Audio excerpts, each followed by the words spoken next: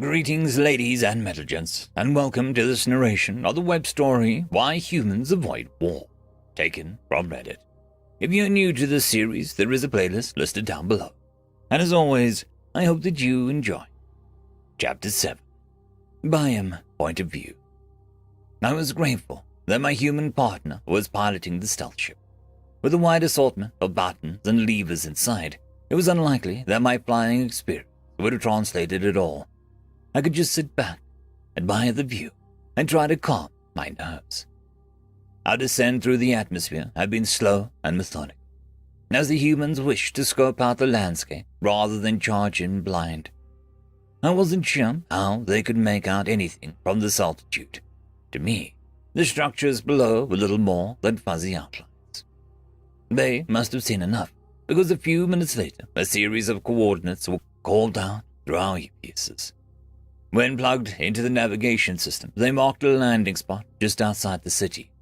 We dipped towards the ground at a much sharper angle than before. The rest of our formation tailed close behind.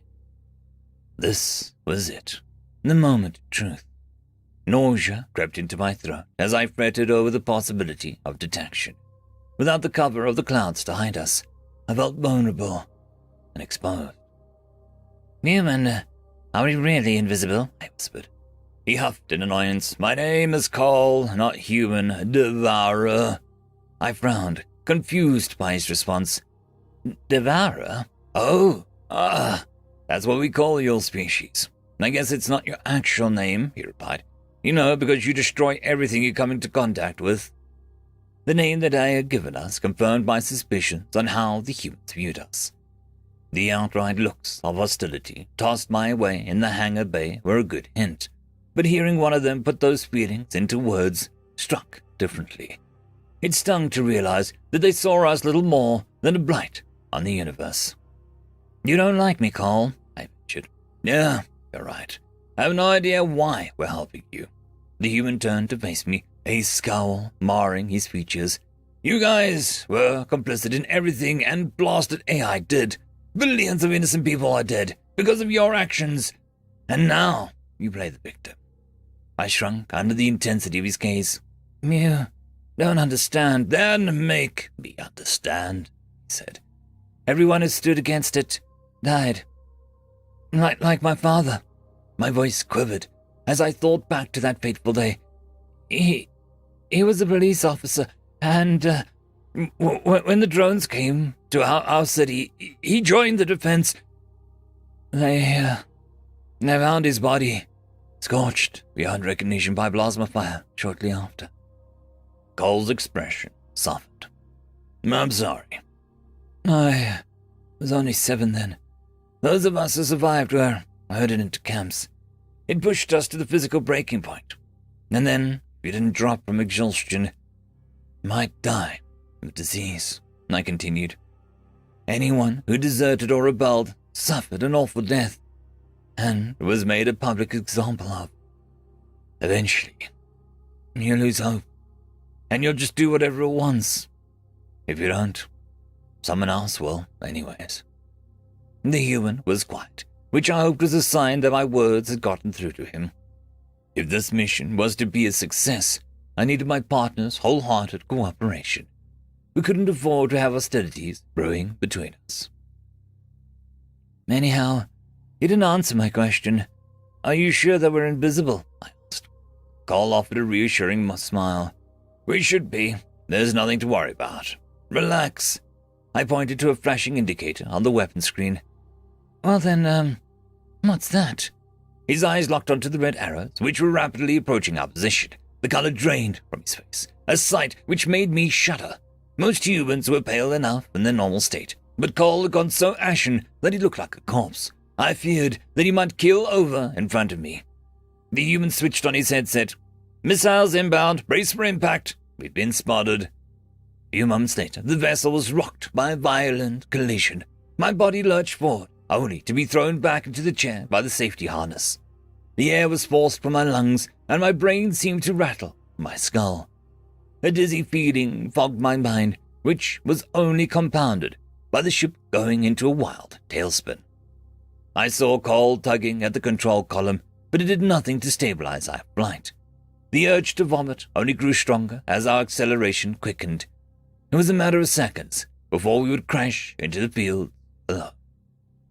So, this was how it would all end. I would have liked to say I calmly accepted my death, but the truth was, I was terrified. My last thought before impact was cursing myself for agreeing with the insane plan, wondering why I'd gone against my better judgment. There was a jolt as the craft slammed into the ground, followed by a screeching sound as it broke into multiple pieces. Loose objects and debris tumbled past us, and thinking quickly, I ducked down to shield my head. We skidded across the dirt that felt like an eternity, before we finally coming to a halt. Other than a few minor cuts and bruises, I was unharmed. You couldn't say the same for the ship, though. Glancing around at the swath of devastation, I figured a passerby could have mistaken the wreckage for the work of a cyclone. It was a miracle that the cockpit had, for the most part, stayed intact. I was rather shocked to still be alive, but now didn't seem like the time to celebrate.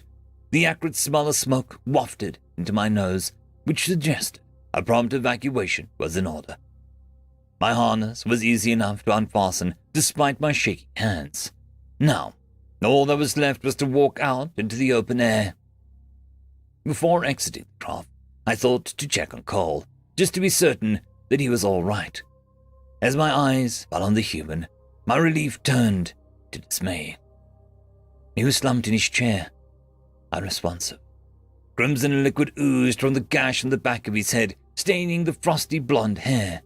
I assumed it was blood, despite the unusual coloration. I raced to his side, shaking him by the shoulders. No, no, no, wake up! The human's eyes spluttered open, and he groaned. If my species had sustained that sort of head injury, we would likely be dead. Regaining consciousness would have been out of the question. But clearly, humans were more resilient. The question was how much his injuries would impair him, and whether he was able to walk on his own power. Cole watched as I unclipped his harness. Can you help me out of here? I'm not asking you to carry me like a princess, but, yeah, of course. I wouldn't leave you here, I answered.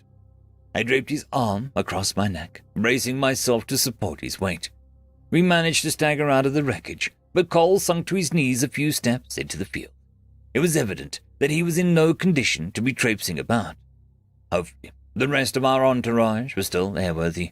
It would provide some comfort to know that they were out there, preparing a rescue party. The human pressed a hand to his wound, grimacing. How about we take a little rest here? I need a moment. All right. Clearly, the AI knew that we were here now. I don't think that we were invisible. What exactly do we do now? I asked. We improvise, grunted. Our biggest mistake was trusting the Federation tech, but it was a terrible plan to begin with. Something was gonna go wrong. Alarm coursed through my veins as Cole pulled a gun from its holster, and I fell backwards in my haste to get away. It had not been my intention to provoke him, but I figured that my criticism of their command was not appreciated. Rather than pointing it at my head, however, he extended an arm to offer the weapon to me. Please tell me you know how to shoot one of these by him, he said. I pushed the firearm back towards him. Well, not exactly. They only train us on aerial combat. He heaved an exasperated sigh. Okay, then we're screwed. There's 3 drones coming in to your left, and I take that they're not friendly. Sure enough, a trio of security drones were gliding in from the direction of the city. The instinct to flee was overwhelming, but I managed to stand my ground. Cole did not deserve to die alone. I'd abandoned my son to save my skin, but I wasn't going to make the same mistake twice. Grappling with the guilt all over again would be too much to bear. My only hope was that the injured human could prevail against the squad of mechanical enforcers. Their kind had no problems defeating the AI in previous encounters, but these circumstances were much different. Perhaps it was asking too much of Cole, but even in his weakened state, I wasn't ready to write him off just yet. End of chapter. The algorithm reckons you should be watching this video next, and I recommend that you should be always watching my video. So, click with energy! And yes, clicking that does help the channel. Thank you very much. I just want to give a quick thank you to the T5 members and patrons: Ithilia, Barky, Feudikiol, Cam Maxwell, Casper Arnholtz, Angry Marine, Lord Azrekahl, White Van 420, and Arcalian.